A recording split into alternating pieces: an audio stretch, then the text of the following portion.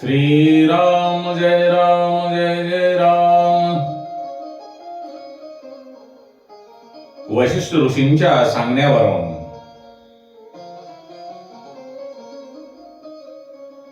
दशरथ राजाने पुत्र कामेष्टी यज्ञ केला आणि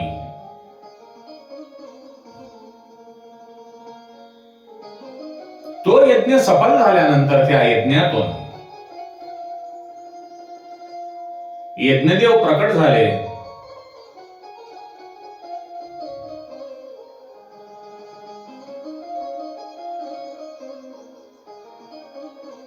आणि त्या यज्ञदेवाने राजा दशरथाला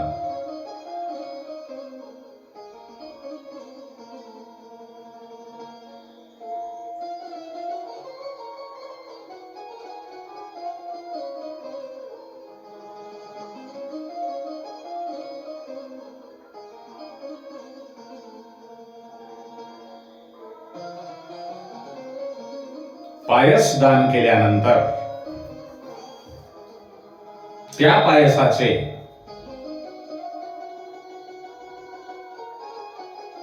गुरु वशिष्ठांच्या सांगण्यावरून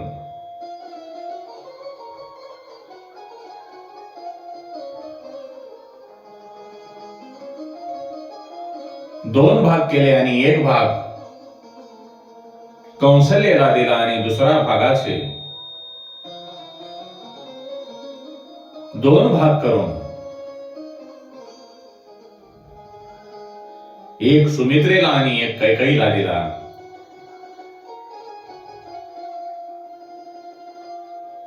आपल्याला राजाने शिल्लक राहिलेला यज्ञाचा प्रसाद दिलेला आहे, शिल्लक राहिलेले पायस दिलेले आहे हे पाहून कैकेयीला राग येतो आणि ते न खाता ती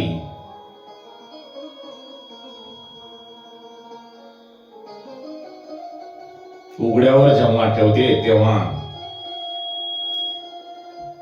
तेच पायस घाल उचलते आणि ते घेऊन आकाशामध्ये भरारी घेतल्यानंतर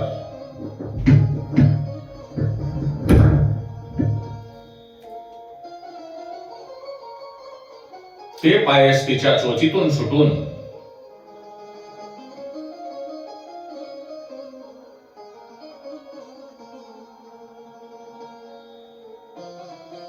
भगवान शिवशंकराची तपश्चर्या करणाऱ्या अंजनी मातेच्या हातामध्ये पडते. अंजनीने ते पायस आपण केलेल्या तपश्चर्येचे साधन आहे, फळ आहे, प्रसाद आहे म्हणून ते ग्रहण करते.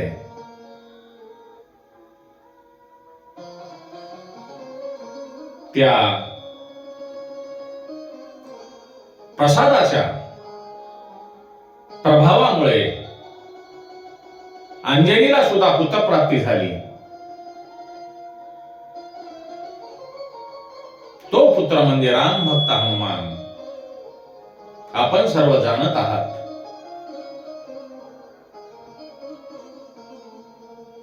कैकेयीचे पायस हे घारीने घेऊन नेले, ते घारीने पळवले.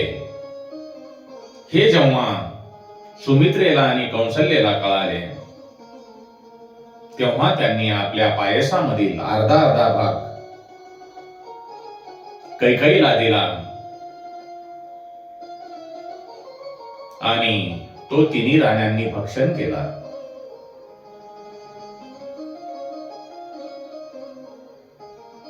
दशरथ म्हणजे कोण?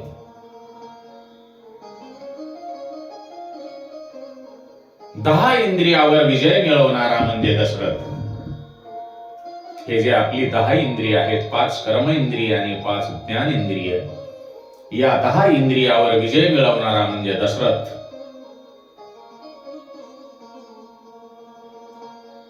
तुम्हीही या 10 इंद्रियावर विजय मिळवून दशरथ व्हा. आणि तुम्ही जर दशरथ झाले, 10 इंद्रियावर विजय मिळवला, तर जसे भगवंत राजा दशरथाच्या पोटी आले, तसे भगवंत तुमच्या पोटी सुद्धा जन्माला येतील. राजा दशरथ हा अयोध्येचा राजा होता. ज्या भूमीवर युद्ध होत नाही अशी भूमी म्हणजे अयोध्या, आणि भक्ती म्हणजे शरयू.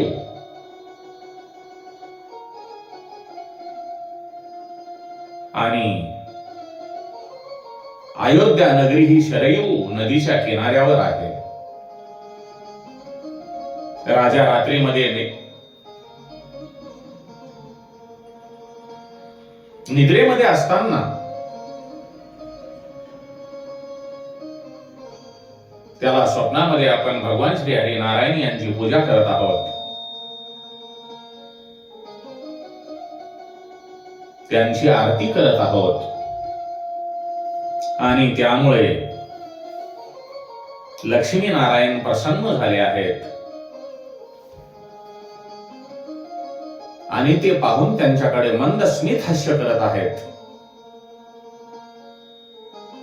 तेव्हा पडलेले स्वप्न राजा दशरथांनी आपल्या गुरूंना कळवले, आणि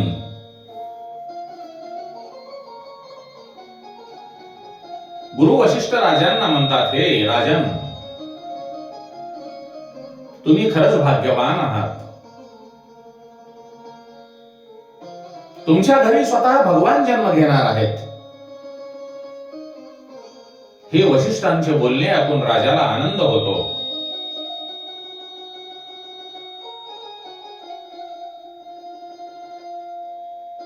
तिन्ही राण्या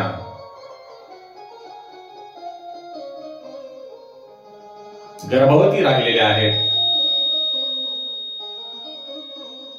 राजा दशरथाला आनंद होतो.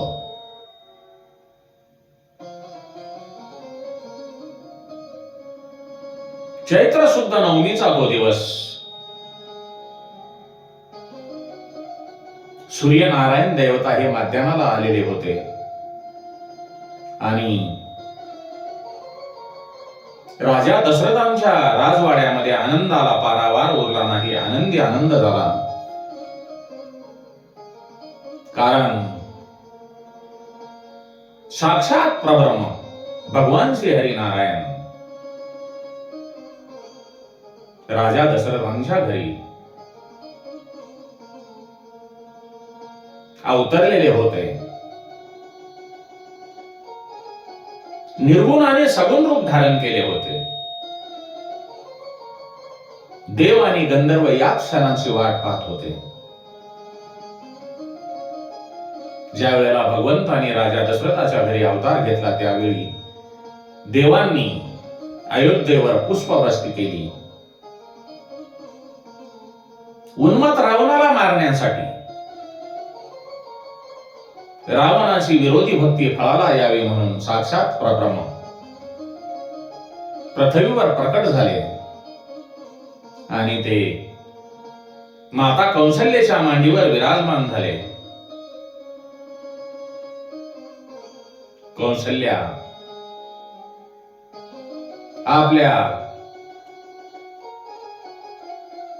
अनिमिष नेत्रांनी आपल्या मांडीवरील त्या शेषवाला पाहत होती, आणि अचानक तिला चतुर्भुज नारायणांचे दर्शन होते. तिचे वाहन हरपले. ती आनंदाने बेभान झाली. आपल्या पोटी साक्षात परब्रह्म भगवान श्री हरी नारायण यांनी जन्म घेतला आहे.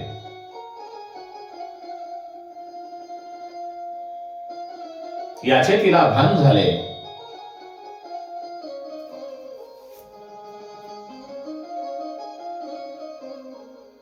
ती म्हणते, माझ्या पोटी साक्षात परब्रह्म आलेले आहे, आणि यांना खेळवणे हेच माझ्या साधनेचे तपश्चर्याचे बक्षीस आहे. राजा दशरथाच्या घरी परब्रह्म अवतरित झाल्याच्या नंतर ही सर्व माहिती पूर्ण अयोध्येमध्ये पसरली आणि सर्व मंडळी त्या परब्रह्म परमात्म्याला पाहण्यासाठी माता कौसल्याच्या महालाकडे धावत सुटत होती.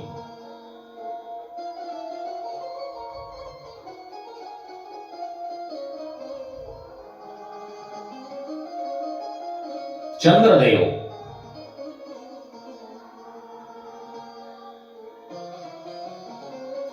त्या प्रबर्भ रूपी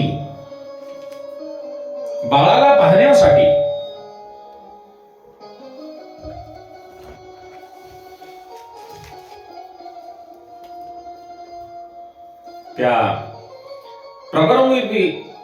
पाहण्यासाठी परमात्म्याला पाहण्यासाठी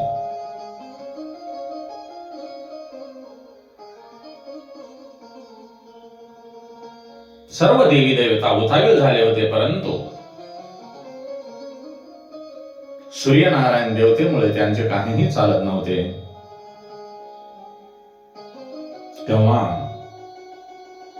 चंद्राने बाल ब्रह्मरूपातील भगवंताची प्रार्थना केली. सूर्यनारायण ही आपली गती विसरून स्तब्ध झाले. तेव्हा चंद्रदेव म्हणतात, हे भगवंता, या सूर्यनारायणाला गतिमान व्हायला सांगा. तेव्हा त्या बालरूपाने चंद्राला आश्वासन दिले.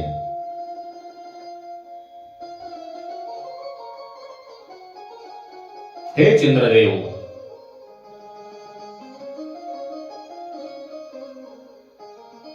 माझ्या नावाबरोबर मी तुझेही नाव धारण करेन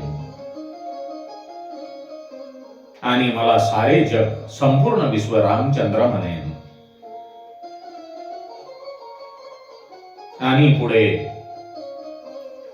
द्वापार युगात कृष्ण अवतारामध्ये मी मध्यरात्री 12 वाजता जन्म घेईन. तेव्हा केवळ तुझेच मला दर्शन होईल. राजा दशरथ आनंदाने डोलू लागतो. तो बाल ब्रह्मरूप भगवंताचे दर्शन घेतो. आपल्या नेत्रांनी बाल ब्रह्मरूपाचे राजा दशरथांनी नयनरूपी दर्शन घेतले.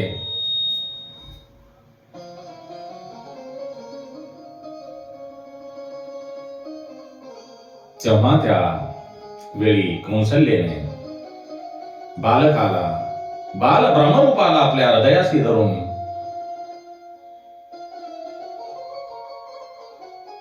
अयोध्येमधील सर्व नागरिकांना दर्शन देण्यासाठी महालाबाहेर घेऊन आली. अयोध्येतील नगरवासियांनी त्या बालकाचे दर्शन घेऊन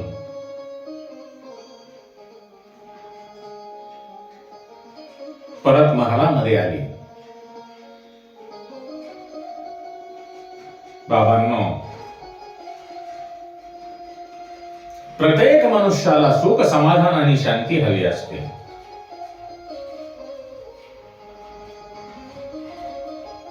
आणि तीच शांती अभंग राहावी असे त्याला वाटत असते. आणि ती शांती कशी मिळवावी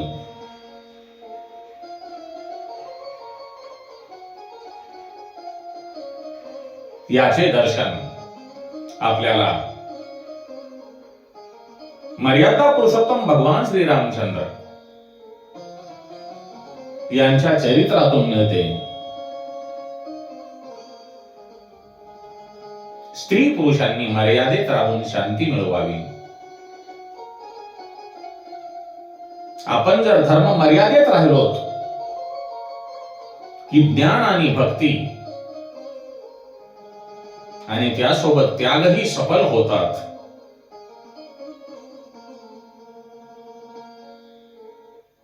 या कलियुगामध्ये ज्ञान आणि भक्ती वाढली आहे, परंतु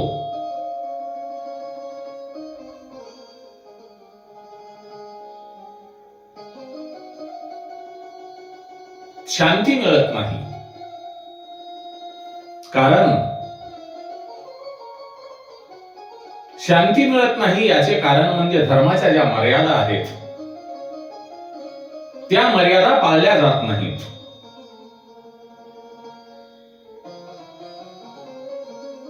सूर्यनारायण देवता, चंद्रदेव आणि सागर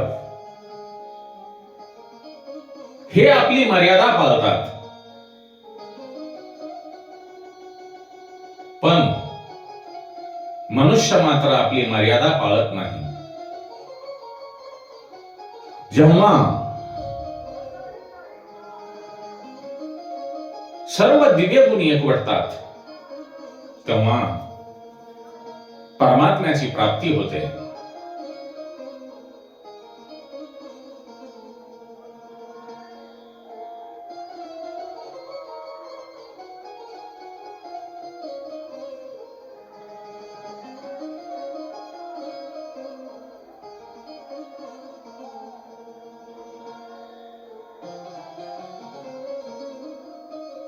ज्या वेळेला भगवंत अवतीर्ण झाल्यानंतर त्या पाठोपाठ लक्ष्मण, भरत आणि शत्रुघ्न यांचाही जन्म झाला आणि राम वनवासामध्ये गेले. भगवान श्री शिव शंकरांनी रामकथा 1 कोटी श्लोकातून मांडली आहे. देव, ऋषी आणि मनुष्य प्राणी यांनी भगवान शंकराकडे रामकथेची मागणी केली तेव्हा त्यांनी 1 कोटी श्लोकांचे 3 भाग केले.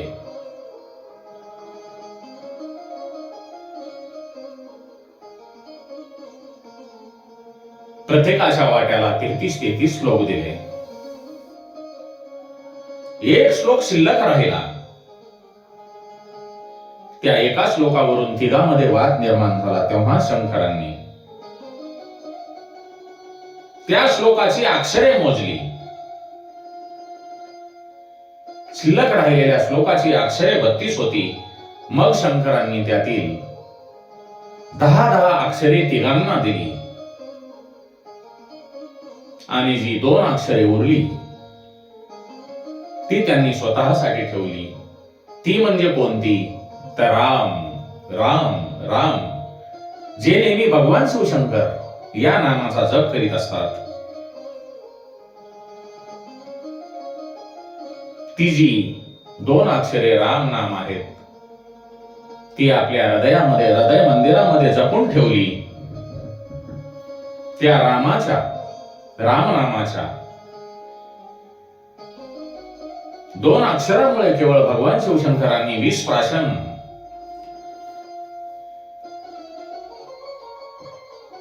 केलेले आहे. आपल्या जीवनामध्ये सुद्धा, आपल्या जीवनामध्ये सुद्धा 20 प्राशन करण्याचे अनेक प्रसंग येतात.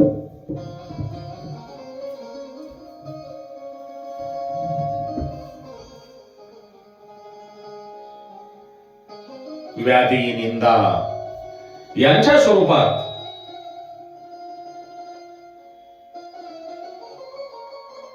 आपण पदोपदी 20 प्राशन करत असतो. जर आपण भगवान शिवशंकरासारखे राम नामाच्या मदतीने जर या विषाचे प्राशन केले तर ती व्याधी, ती निंदा सुसह्य होते. आपण तिला सहन करू शकतो.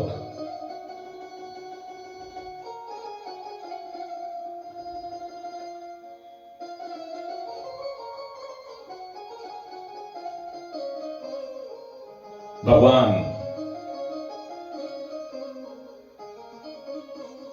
श्री हरी नारायण म्हणतात, राम अवतारामध्ये मी मर्यादा पाळली, परंतु त्याची किंमत मला कळली नाही. एक पत्नी व्रत राहिलो तरी पण या जगाने माझी निंदा केली. या कृष्ण जन्मामध्ये मी ज्या काही मर्यादा आहेत त्या मी बाजूला ठेवून मी पुष्टी पुरुषोत्तम होणार आणि जो जीव माझ्याजवळ येण्यासाठी प्रयत्न करेल त्याला मी जवळ घेईल, असे स्वतः भगवान श्रीकृष्ण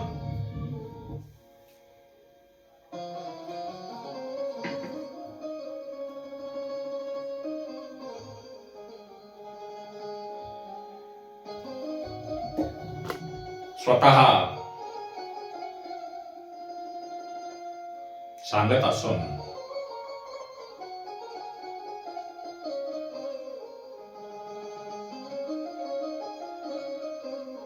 राजा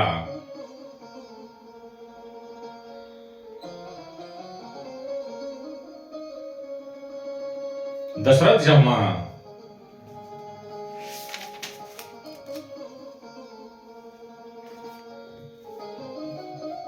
आपल्या पत्नीला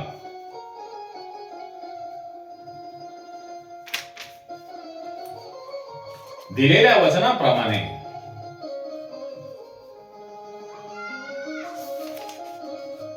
प्रभू श्री रामचंद्रांना वनवासामध्ये पाठवतो आणि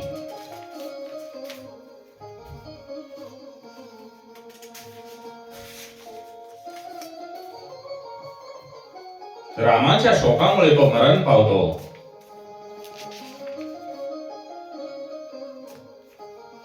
आणि राम ज्या वेळेला वनवासात जातात त्यावेळेला रामाच्या शोकामुळे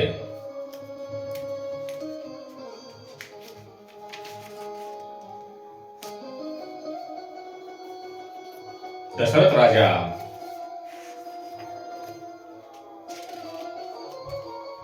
आपला प्राण त्याग करतो.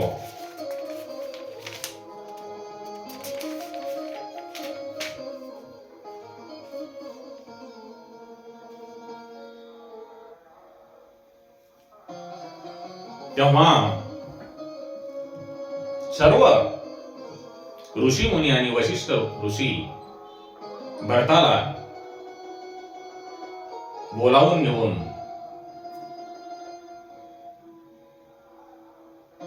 त्याला राजगादीवर बसवण्यासाठी प्रयत्न करतात, परंतु भरत तो न स्वीकारता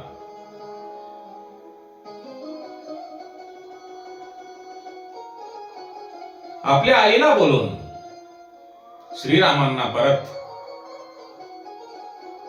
घेऊन येण्यासाठी जातो. भगवान श्रीराम हे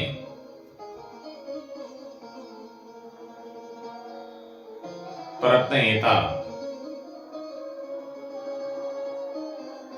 आपल्या पादुका भरताकडे सुपूर्द करतात आणि त्या पादुका घेऊन भरत अयोध्येला परत येतो आणि त्या पादुका राज सिंहासनावर ठेवून शत्रुघ्नाकडे राज्यकारभार सुपूर्द करून नंदीग्रामी आपण एक पर्णकुटी करून राहतो. भगवान श्रीराम हे राक्षसांचा वध करून रावणाला मारून परत अयोध्या येथे येतात. कारण भरताने तसे रामचंद्रांना सांगितले होते, आपण जर 14 वर्षानंतर एकही दिवस पुढे जर वाढवला तर मी माझे अग्निकाष्ट करून घेईन. त्यामुळे भगवान मर्यादा पुरुषोत्तम श्रीराम हे 14 वर्ष वनवास संपवून अयोध्या नगरी येथे परत येतात. श्री राम जय जय राम, श्री राम जय जय राम, श्री राम जय जय राम, श्री राम जय राम राम जय राम जय जय राम श्री राम जय राम जय जय राम श्री राम जय राम जय जय राम श्री राम जय राम जय जय राम श्री राम जय राम जय जय राम श्री राम